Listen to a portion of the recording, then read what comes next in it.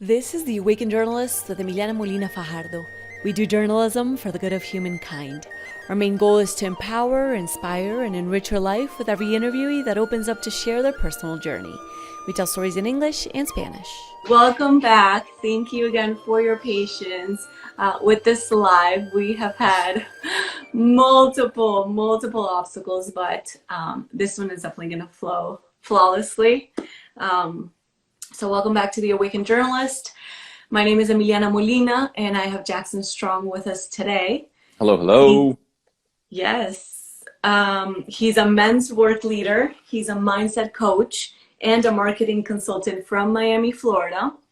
He's on a mission to shift shame and restore sexual spiritual wellness by getting past this soul-crushing emotion.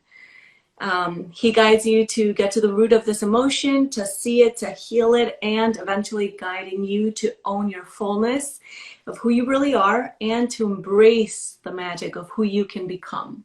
And Jackson has also worked with Fortune 100 brands and premier coaches across the country. And he's a founder of strongworth.com. So welcome. Hello. Thanks for having me. Excited to share. I love the intro. Let's go. I got to live up to that. Okay, let's go. Yay. That's all you and so much more. So long story short, how did you get to your mission and who is Jackson? Okay, so got to my mission through a lot of pain and suffering and shame and terrible emotions and an inauthentic life that wasn't for me and steadily recognizing that I had to make some major changes and throughout that process did a ton of personal development work and sought out amazing mentors, spent a lot of money on courses and books, and just really dedicated myself to fixing myself and restoring a healthy internal relationship and how to communicate better with the world. And that's always been the mission. Is always wanted to be this person. Always felt super unqualified and unworthy, and that was a crazy dream of mine. That was some ego trip or some whatever. But over time, leaving the corporate world, started my own marketing consultancy, and then working with individual entrepreneurs and executives and brands, and seeing how the thing holding them back was the same thing that held me back. And so it was the mindset. It was our emotion. It was our shame. It was our confidence. It was seeing what is tapping into our real truth and loving that essence of ourselves and finding that acceptance and that confidence. And the biggest piece of it all really was the shame. And that was my story too. I had a ton of that growing up, and getting that off of myself unlocks, again, out of our system, unlocks all of our natural energy. That is like our root chakra, like block. And shame is this horrible, like wet blanket of doom that traps us in a bad life that doesn't serve us. So breaking out of that is everything. Oh my gosh, 100%. Shame is definitely, as you call it, a soul-crushing emotion. The worst. On that emotional scale, I didn't really realize till recently, but it is the lowest ranking. It is the worst emotion you can feel is shame. So getting that out of the way is huge. For sure. Yeah, and not repressing it, like really sitting with it and feeling it so you can release it. Whew, yes. It's hard. Yes. Yes. But I wanna go back to something you said. You were working on fixing yourself, and I think that so many of us think that we need to fix ourselves or that we're broken. And yes. Like we don't. We all have inner work to do. We all can improve in so many ways. But I think I've learned through my journey that those weaknesses or those challenges or those shadows that we face within ourselves end up turning into gifts because they're showing us what we can improve upon. But totally. Yeah, I don't think you need fixing. You're amazing as you are, and you just keep improving and improving and improving. I agree. I agree. No one is broken at their core. No one needs fixing in their soul's expression and their true identity of who and what they really are. But we have broken mindsets. We have broken habits. We have broken belief systems that don't serve, that steer us into negative emotions, that put us into relationships that don't serve us, that lead us into careers that are way beneath us. And when we get that junk out of the way and tap into the abundance that's within us of love, of confidence, of gratitude, then we can tap into the abundance of the world and allow that amazing energy to flow into our lives. But until we do that inner work, then it's going to be real hard Yeah. in my experience and in most people I work with experience. Yeah, for sure. No, I completely agree. And Yeah. looking within is freaking hard, but so worth it. Yeah. So worth it. Yeah. Yeah. And especially for men, like women are, I think, are way ahead of the curve on guys in this most of the time, way more willing to take that challenging look within. And, guys were either trained by society or trained due to, just the way the masculine kind of operates. Like the masculine is like the focusing consciousness. Like it is meant to overcome, transcend, like in a time of chaos. No, we're doing that thing. I'm going right there. That's like the masculine. And as you know, men and women both have it. But we have to have those times where we can really be in the emotion, where it's either in a men's group or in a relationship, however we do it, that like 5% of the time, whatever it is, where we can tap into that feminine emotion and do that deep inner work. And due to society, we're conditioned, oh, that's gay, that's whatever, like whatever the stupid word we put on it is, to not go there because we're afraid of our freaking shadows. We're afraid of the dark. And we act like these big tough guys, but we're ignoring where the real value is. We're afraid of the dark. And the guys and the women that are willing to go there unlock massive shifts in their lives. And it's all about getting that shame and that junk out of the way to unlock our amazing inner artist within ourselves. Yeah, 100%. And then to add to what Jackson is saying, just for the people that don't know, we all have masculine energy within us and feminine energy. And actually, masculine is our right side, feminine is our left side. So we both have 50-50 of both. And then tapping into those energies as male or as female or, whatever gender you consider yourself to be is extremely sacred and can be extremely rewarding because it truly leads you to a place of understanding yourself. Yeah, totally. Before we even dive into the sacred masculine that I'm so excited to talk to you about, because I think that I've come to realize there's nothing that makes a man more attractive, at least on my end, than someone who's doing the inner work, that is conscious and aware and is unafraid of showing their vulnerabilities because they've been to those vulnerabilities and they've improved upon them. But let's start with shame. And now I have the definition from the Merriam-Webster. Cool. It describes it as a noun, as a painful emotion caused by conscious of guilt, shortcoming, or impropriety, a condition of humiliating disgrace or disrepute, and also something that brings censure or reproach in something to be regretted. We censor ourselves. Sorry, go ahead. Yeah, how have you felt shame, and what have you found in the work that you're doing with yourself and with other men? Yeah, I mean, it's the ultimate censorship. We can't open our voice. We can't share ourselves because we think that we're inherently bad and wrong.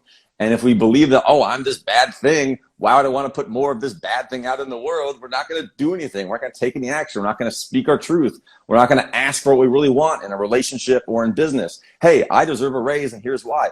Hey, this dynamic of our relationship does not work for me. I need these three things. That's what I want. Is that something you want to give? Like, does that work for you? Yeah, that does. Okay, cool. So let's create a new dynamic here, right? But so many guys, and I see it all the time because I see it myself, that like we don't ask for what we want. We're afraid of rejection and so many things along those lines. And it's terrible. One thing about the definition that stuck out to me that I don't like is the guilt versus shame thing.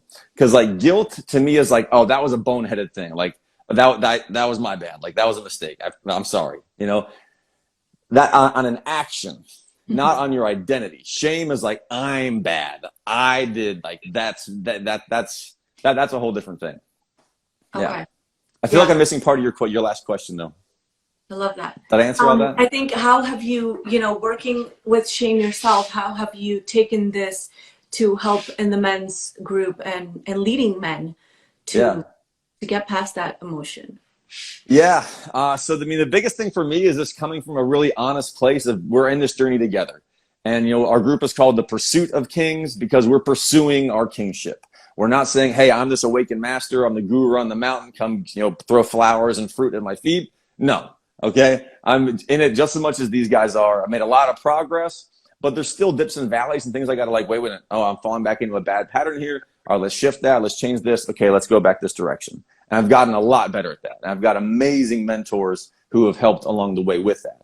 So relaying their wisdom and expressing whatever comes through me, and find that balance of confidence and humility in myself, and helping wake that up in other guys is the big mission. And, you know, when we go on our big extended trips and we do, you know, our monthly men's circles, it's about creating an environment, creating a space where guys can tell the fucking truth about where they're at, what they feel, what they want, what they don't want, and not be judged for it, to feel truly, truly safe. And I get a little annoyed by like safe space culture at times because it gets a little too sensitive, but it is true. It is real. And like, we do need a place where we don't feel judged, where we can just say what we really are and who we really are. And this is who I am.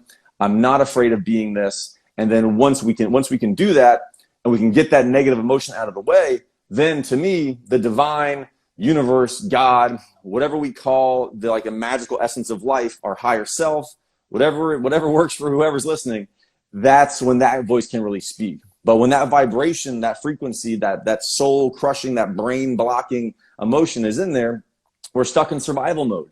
So just from like a physiological, like neurological perspective, if we're in survival mode, we're all back here in this reptilian brain garbage. And we're just like, am I safe? Am I not? Is there a tiger? You know, and we can't think. We can't be creative. And from a more spiritual perspective, we can't like hear or feel like divine inspiration, because we're just stuck in this mud of shame, terribleness. So we got to raise that up. And then we can really feel who we are, express who we are, think creatively, express the divine through us. And that's awesome. That's life. That makes life really, really worth living.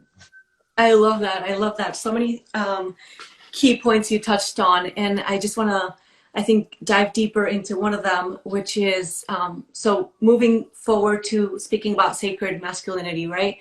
And then defining that and what that looks like, so that we can shift away from toxic masculinity, which is often felt when we are in that survival mode. And just how we saw recently with Will Smith, it brought up that conversation of, okay, so what does a healthy masculine look like, right? And how can we get there as a society, as humanity, so that we could really create a shift in living in that survival mode and moving on to that creative, joyous way of living, where we are truly just expressing our truth in alignment with our hearts, and just feeling free to be ourselves without fear of being judged. Yeah. Yeah. I love everything you said there. I kind of got lost in your comment because that was just so good. Like, what's the question? So let's start with what does sacred masculinity look like for you? What does the sacred masculine look like? Cool. Love it. So to me, the sacred masculine, a man who is embodying the sacred masculine, is a man that can sense his primal power, his fearlessness, his relentlessness, his violence, like knowing that like is like finding his own dark side and then harnessing it and controlling it. And there's a famous Bible verse about the meek shall inherit the earth. Okay. And like we think, oh, the meek, the mild mannered, don't know, we're going to get God's grace and whatever. You know, if you go back to the Greek translation, that's not what it means at all. It means those who carry a sword and don't use it. Okay? Those who carry a sword and don't use it. That's a whole different thing than being a meek, submissive, passive guy. Okay? That's totally different, right? So we have to, in my belief, we have to find that edge, find that wild man within us, and then go, okay, now I'm going to work with you. Now we're going to bring you into control. We're going to civilize you a little bit, so we don't get run over by other men and other tyrants and sociopaths and psychopaths who are guaranteed part of society. 1 to 5% of any society has severe sociopathic, psychopathic tendencies. We see it in government and business and military, all over the place. There's plenty of guys who are naturally fully in touch with their dark side, and they cause massive problems all over the world, for men, for women, for society, for everything. We need men who are not afraid to go into the darkness against them, and to stand up and go, no, fuck you, excuse my language, I cuss a lot, to say this is not going to work, this is not happening, and we're willing to take on that risk, take on that burden, and to confront that. And it happens on the street corner, it happens in business, it happens in relationships, all over the place. So to me, it's a guy that wakes that darkness up, has that wild animal alive in him, and then can bring it into a heart space. where we get out of the ego and we can literally get into our bodies, get into our feelings, get into our heart, and have a higher guidance. And as most people watching, I'm sure you already know, our hearts have neurons in them. Our hearts are the most energetically magnetic part of our beings. And when we get out of this computer side of ourselves and get into the heart and we integrate that together, then we're getting into what I see as like the new renaissance of what a man really is. And that's what we're taking our organization. And the guys that want to go there, that are either overly spiritualized, a little like that sensitive new age guy, like identity, which is cool and great, and yoga and, you know, veganism and whatever, like great, cool. And if you're into those things, no judgment. And if you're a badass vegan, respect, no problem. But the other side, where it's like egocentric, like cocaine and Ferraris, like psycho man, you know, we got to bring those two together. So we're bringing guys out of like two different worlds and then mushing them together in the middle and seeing what we can create from there. For sure, for sure. And I think a good way to think about it as well is to make it extremely relatable. I think we've all at one point or another been through very difficult or toxic relationships, whether with women or men. Because only you, not also me. have toxic masculinity, right? We kind of talked about this a little bit. Yeah, oh, totally, for sure. Not gonna lie, I've been toxic in the past, so same. You know, I've done the inner work. But yeah, I'm repenting for my sins, Emiliana. Yeah, exactly, right? Same, right there with you. But I think a good way to think about it is defining, you know, a sacred masculine, like strength without domination, right? And leadership without force. Because when you try to control, then it means there's somebody that has to be controlled. And then so there's a victim situation, and then you're not really equals in a partnership, right? So I think, you know, if you guys can go back into previous relationships and how that, I guess, toxicity forced you in a way to evolve and to grow. I think duality is definitely important, especially going back to the point of you mentioning, you know, bringing that very spiritual male version with that really toxic male version, and then just kind of like bringing them together and see what we can create from there. I think that duality is always going to be an important process of growth, but then understanding also that it was necessary for growth back then, that toxicity or that toxic masculinity or that survival mode, but we don't need the opponent for growth anymore, right? And with this self-awareness that you are expressing today and that you're teaching us today and that you're teaching all these men, which is so beautiful, because you're just creating a domino effect, then we can grow, we could choose to grow differently, right? So now we can choose to grow through love, through self-awareness, through joy, through freedom. And that involves freedom of expression and really diving deep into that heart center space, making sure that it's in alignment with your higher consciousness so that you can genuinely feel free to express your truth. And that's when we can get in a space of creating the humanity, I think that we truly want and that the world needs right now, right? Everyone's asking for change. Totally. So I love it. Yeah. And that's, I mean, it's, yeah, I don't want to cut off your train of thought there, but something else at the end of that.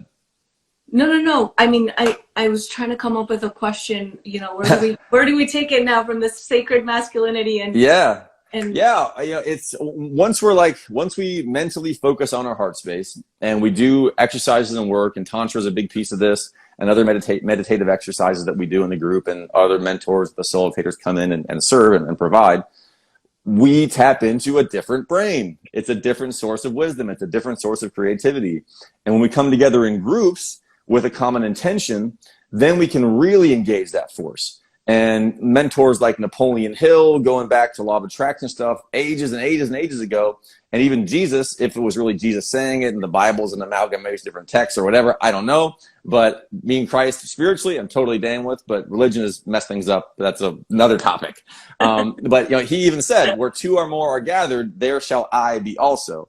And I think what he was saying there is that I is this presence of love and creativity and like, and the Holy Spirit, not just the, like the religious identity of that like individual being, right? But waking up like what he represented, which was in touch with the universe, which was this feeling of connection with the Almighty, which was that mighty I am presence that we all have within us, that is eternal and creative and positive and powerful, and creates worlds and music and art and just all the amazing, beautiful things, comes from this greater dimension and not this egoic mind consciousness. So getting guys to be able to drop into that experience, to feel that super deeply, and to be confident in that, and not just have it feel like this mental, oh, heart-based, like, because we have this program, and I've super experienced it, where we are not even willing to go there because it feels like this airy-fairy, unmasculine thing where we feel weaker, we don't feel empowered. So we've got to shift that around and change that into, this is our core freaking identity. This is our most badass self. This is our primal, super-powered identity. And when we can change that, then we can really work. Then we can really flow. Then we can really create from a confident, powerful, excited place. I completely agree.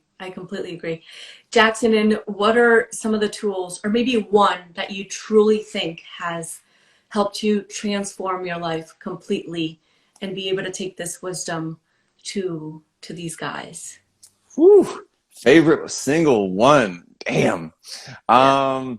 The favorite single one has to be our own like intentional language patterns and like programming ourselves. And I've done all tons of quantum healings, and I've done all kinds of crazy spiritual stuff. And no matter what it is, it comes back for me to my own personal will, my own personal desire, my own personal decision, my own ability to, in that moment, decide, am I going this way or am I going that way? And when I feel that inspirational thing, that inspirational thought or moment, am I going to take action on that and integrate that?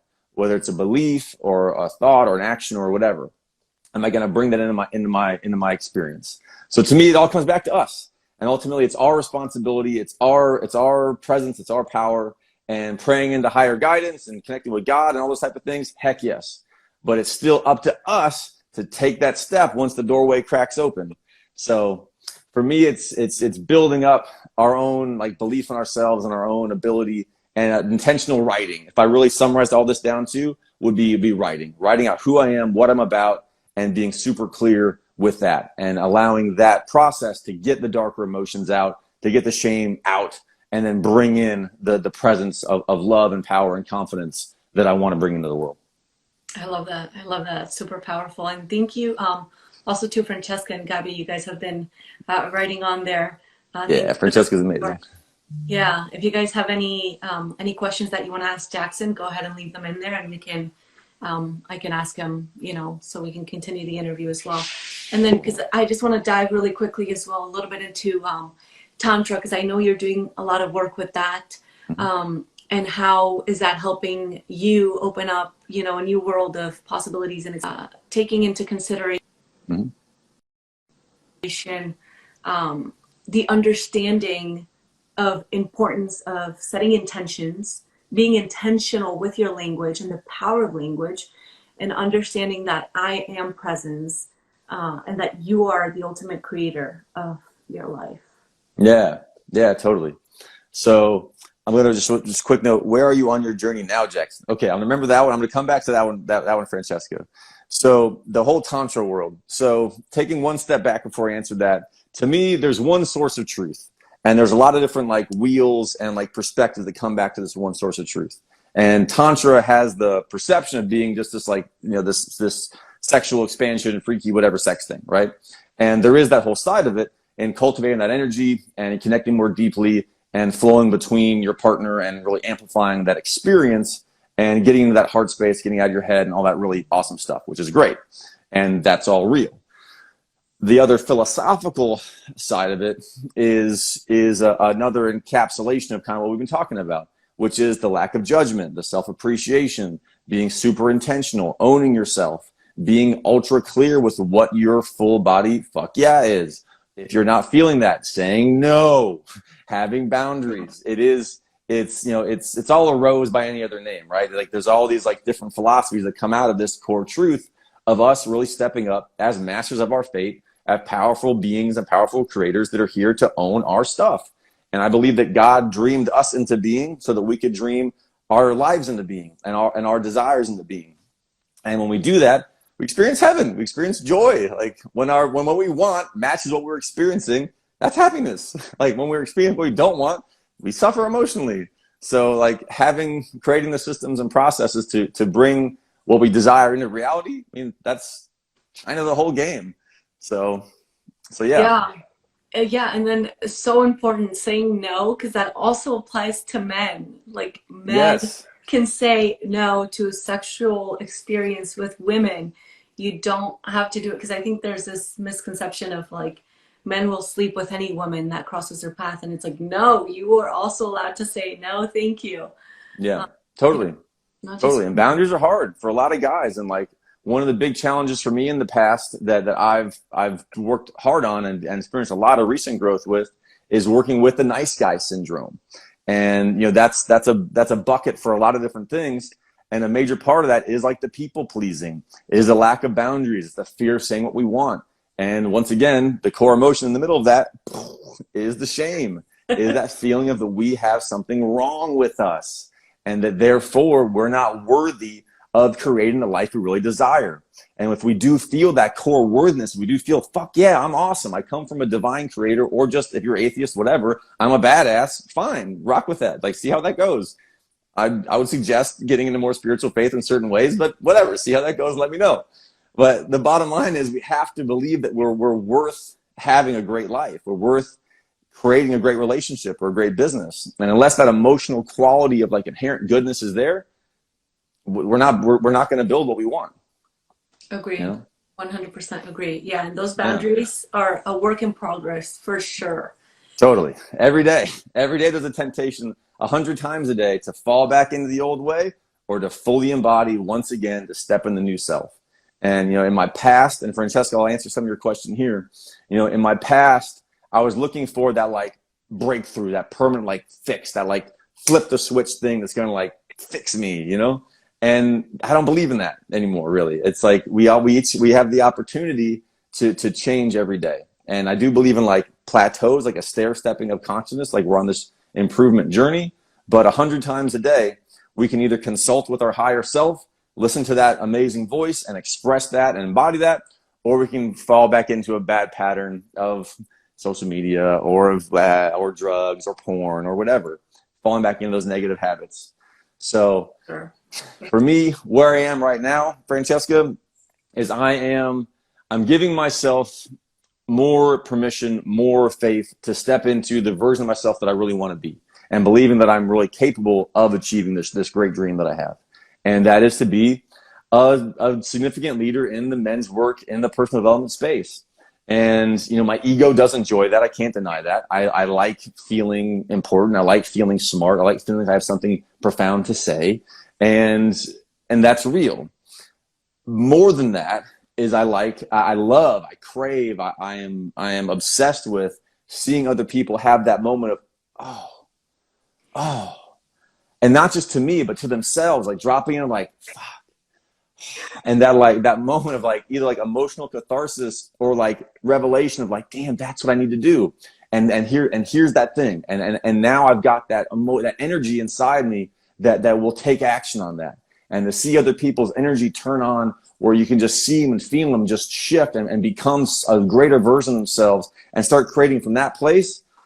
The best thing. I can call it like the best drug ever, but that's an insult. Like it's the best. It's the best thing ever. And thank you, Francesca. I love you.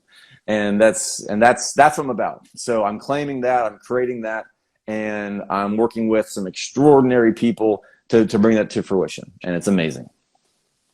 Yeah, and you're doing amazing work. Thank you. I mean, just watching you speak about it, hear you speaking about it, you're bringing mission, you're bringing purpose, you're bringing intention, you're bringing service.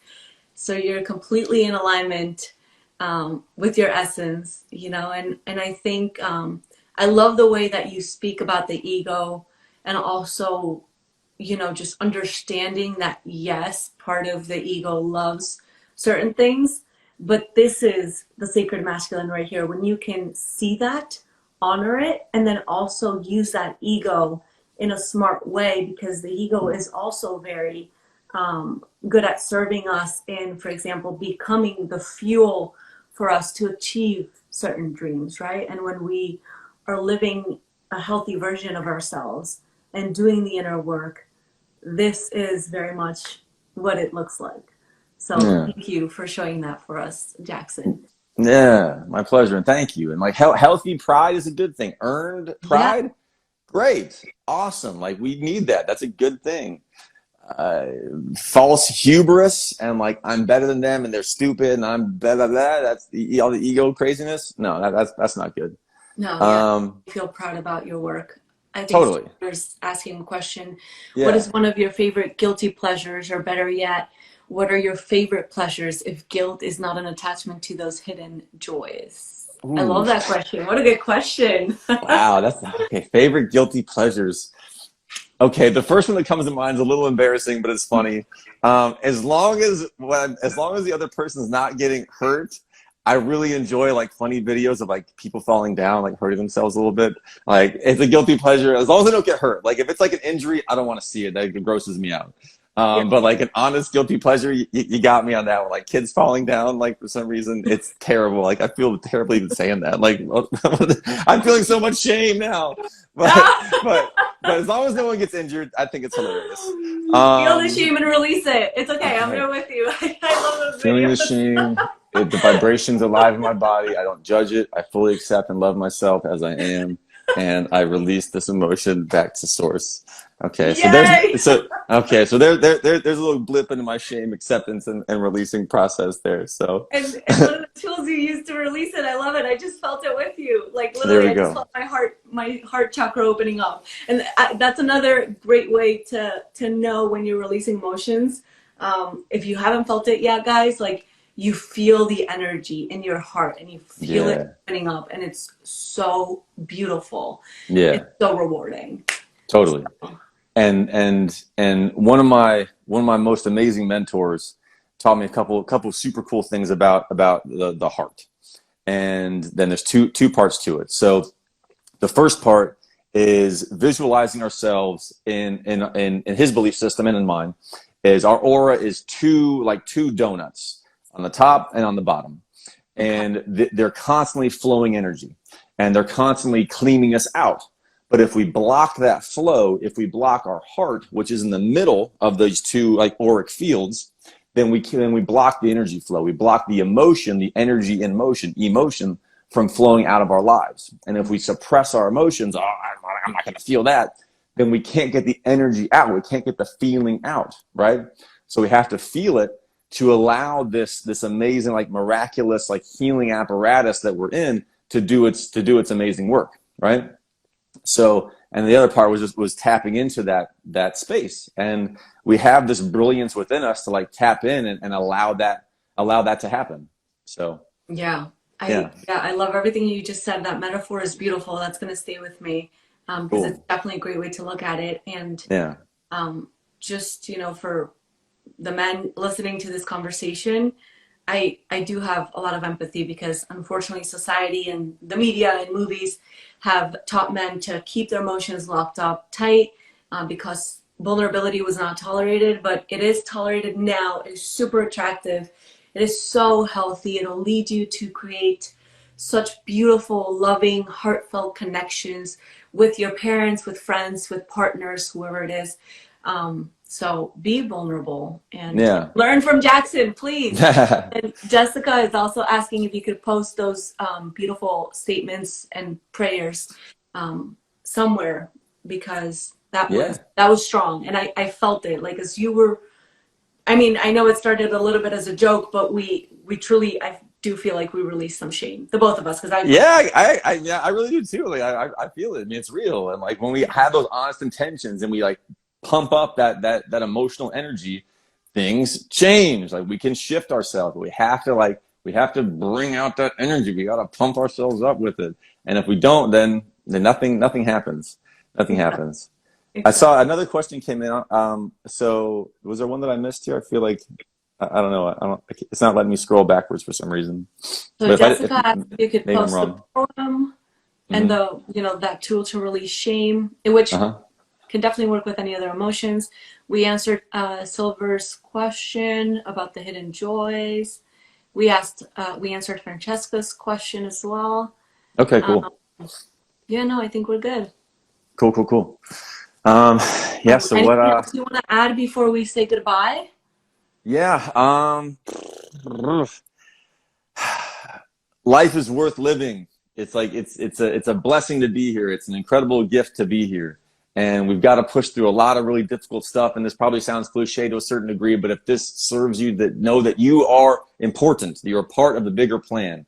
Life is not just randomness and chaos, and we're led to believe we're just this evolutionary mistake and the blips of some faraway galaxy in the middle of nothing land.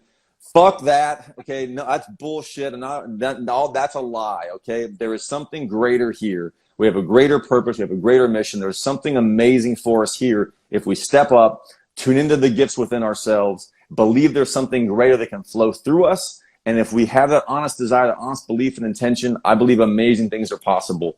And there's a litany of extraordinary people throughout history who have proven that out and have found immense joy and gratitude and fulfillment for being alive. And a major part of why I'm doing this is one of my best friends in the whole world 5-6 years ago, out of nowhere, killed himself. And it was an immense tragedy. I think about him all the time still. He was one of my absolute best friends in the world. I never saw it coming. And I'm on a mission to make sure whoever I can touch, whoever I can find, whatever I can say that will wake up that beautiful, powerful, loving energy, that excitement for being alive, that excitement for being yourself, and coming into a better relationship with you and with life and the divine. That's what I'm here for, and that's what I want. And so something froze for a second there. Okay, know that you're a part of something better and greater and more amazing. And by tapping into that, you can create an absolutely extraordinary, beautiful life that you're so fucking pumped to be living. I love that. I love that. Well, first, I'm sorry you went through that, but It's okay. first, again, because it's not even second, priorities as well. Yeah, you're truly living out your mission. You're doing it with purpose. You are touching lives. You touched me today with this interview. You touched me as well when we were doing the camera work. That was beautiful, and your presence is just amazing. So you are admirable, and I'm so proud of you for all you're accomplishing and all you're doing and what's to come. And I'm going to continue following your journey because you are just truly embodying the sacred masculinity and teaching it to the world. So thank you, Jackson. Ah, okay, I gotta live up to that now. You made it official, Miliana. It's So official. now I gotta step up and It's do this. So official. you're putting a lot of pressure on me, but I No, accept it. no I pressure, because appreciate that. No, all the you. pressure's good. I eat it. I eat it for breakfast. It goes in my coffee. And actually, I recently quit drinking coffee. It goes in my cacao now. I found I was just more addicted to anxiety than I was actually being more productive. But but yeah, it's official. Thank you, Francesca. Thanks everybody for being on here. Yeah, it's been a beautiful conversation. Super grateful for you for stepping up, for you making your shift and your journey and your stepping into the spiritual life and getting out of the corporate world that wasn't serving. So huge salute to you as well. You freaking rock. And I got a ton out of our session together. And I can't wait to keep seeing this evolve and expressing, yeah, she is lovely. And seeing how this all evolves and continues to create amazing things. So yeah, thank you. Thank you, guys, and thank you, Silver, and thank you, everyone, for joining. Yeah, Um, yeah. Jackson, we'll speak soon. Can't wait. Alrighty, have a great one, guys. See you, Miliana. Thanks for joining.